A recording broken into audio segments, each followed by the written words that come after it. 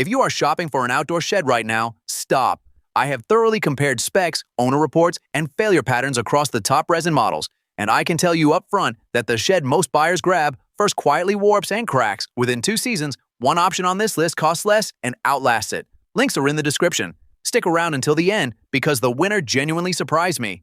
A bad shed is not just an eyesore, it is a slow, expensive disaster. Water gets in, mold takes hold, and by spring, you are replacing tools that cost more than the shed itself. Worst case, the roof sags, the walls bow, and you are looking at a structural collapse on top of whatever you stored inside. I have gone through the specs, dug into real buyer feedback, and stress-tested the claims on 5 of the most purchased outdoor storage sheds available right now. We are talking price gaps of over $500 between the cheapest and the most expensive option here. That spread sounds like an easy choice until you realize the budget pick is exactly what quietly eats your money over 2 seasons.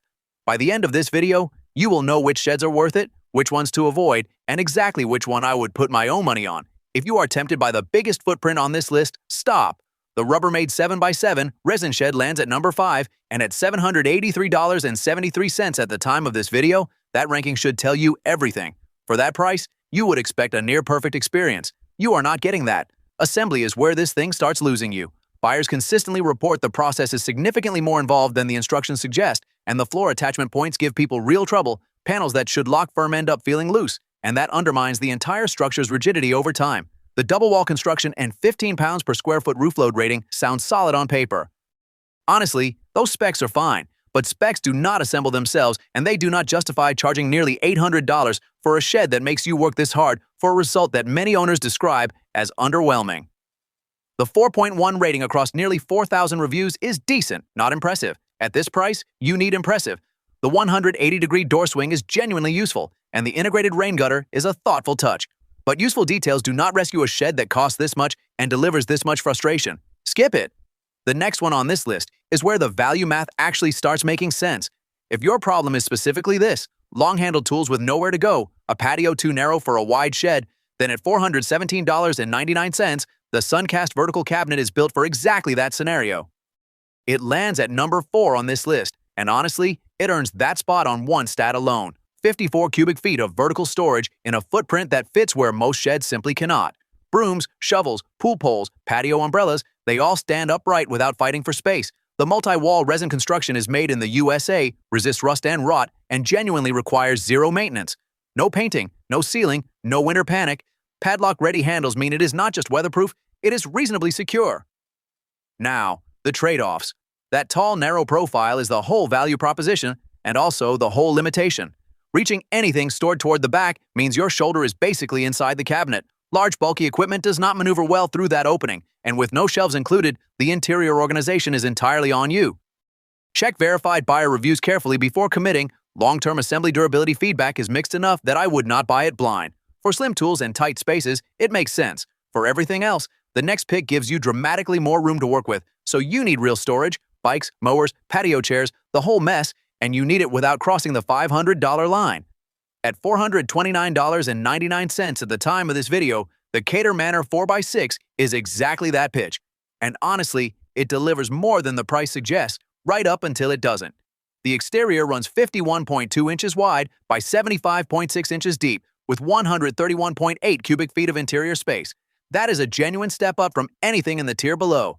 The polypropylene resin shell is steel reinforced, UV protected, and waterproof. No painting, no rotting, no rusting. It even has a skylight and a ventilation window, which sounds minor until you're actually digging around in a dark shed in July. The 4,000-plus owner reviews land at a 4 out of 5, which is solid. But here's where it gets complicated. Assembly routinely runs 6 hours or longer. Buyers consistently flag that. The roof design draws specific complaints about water pooling, and long-term durability of the roof panels is a recurring concern in owner feedback. This is the right shed for a patient buyer who wants space on a budget and is willing to put in the hours. If you're not handy or you live somewhere with heavy seasonal weather, those roof concerns are not small. The next pick addresses exactly that, and the price jump might surprise you. At $148.45 at the time of this video, the Greasome Outdoor Trash Shed is built for one specific job, and it does that job better than almost anything else at this price. If your main problem is hiding 2 or 3 trash cans from the street, stop overthinking it. This is your answer. The dimensions are 49.6 inches long, 26.7 inches wide, and 42.9 inches tall, with a 34 cubic foot capacity. That horizontal footprint is the whole point. Bins slide in from the front, the lid seals down over them, and from the curb, it just looks like a tidy backyard fixture. The resin construction resists UV, rain, and corrosion. No rust, no rot, no painting every 2 years. There is a foot-activated locking latch at the base, so you are not wrestling with a latch while your hands are full of garbage bags. Rated 4.2 out of 5 across 120 reviews, which is solid for a budget outdoor unit. Now, the trade-offs. That horizontal design is the limitation, not just the feature. Tall garden tools, rakes, long-handled shovels, they do not fit. This shed has no shelving included. It is wide, not tall, and if you need vertical storage, this layout actively wastes that space. It is a trash corral, not a tool shed. Know that going in. But here is where it gets interesting.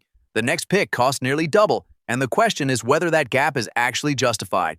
Here is the part that is going to bother you. The winner is also the cheapest. At $109.99 at the time of this video, the Patiowell 5x3 is the #1 pick on this list, and yes, I know how that sounds. Hear me out. The frame is galvanized steel, the wall panels overlap for a waterproof seal, and the whole thing is UV resistant, so it is not pretending to be weatherproof, it actually is. The sloping roof sheds rainwater instead of pooling it, which is the single fastest way a cheap shed rusts out from the top down. That problem does not exist here. The lockable door keeps tools secured and, frankly, keeps raccoons out, a detail cheaper units completely ignore. Over 1,275 buyers have rated this a 4 out of 5, and you will find owners consistently reporting the structure holding up across multiple seasons of real outdoor use. The footprint is compact at 5 by 3 feet, so it fits where bigger sheds simply cannot. Now the trade-off. This is not a walk-in. It is a stand at the door and reach-in situation. If you need to store a riding mower or stage an entire workshop, this is the wrong conversation. But for tools, hoses, and backyard clutter, at $109.99, nothing else on this list comes close to justifying its price. So let's cut straight to the scorecard, because this is where the ranking logic either holds up or falls apart. At the bottom, you've got your budget entry, lowest upfront cost, but owners consistently report flimsier hardware and the longest assembly times in the group. Step up one tier and durability improves, but price to value starts to slip. The mid-range pick lands in a genuinely awkward spot, not cheap enough to forgive its shortcomings, not premium enough to justify the stretch. The runner-up flips that script. Tighter construction, faster assembly, and real-world longevity that budget builds simply don't match. Then there's the top pick, highest durability ratings across the board, and when you divide that price by the years most owners actually get out of it, it quietly becomes the cheapest option in the group. Paying less upfront and replacing it in 2 seasons is not a deal. That math is why the ranking lands exactly where it does. So here is where everything lands. Most of these sheds are fine until something goes wrong, and something always goes wrong. The Patiowell is the one that holds up when it does. Proven durability, honest price, no surprises 2 winters in, that is the pick for anyone who wants to stop thinking about their shed. Need more room? The Keter Manor costs more and takes longer to assemble, but you get the space and it earns it. Everything else on this list has a very specific use case, and if you are not certain that is you, skip it. Links are below. Patiowell link is right in the description. There is also a comparison chart pinned in the comments, worth 30 seconds of your time before you buy. And if this saved you a bad purchase, subscribe. More gear tests like this one coming.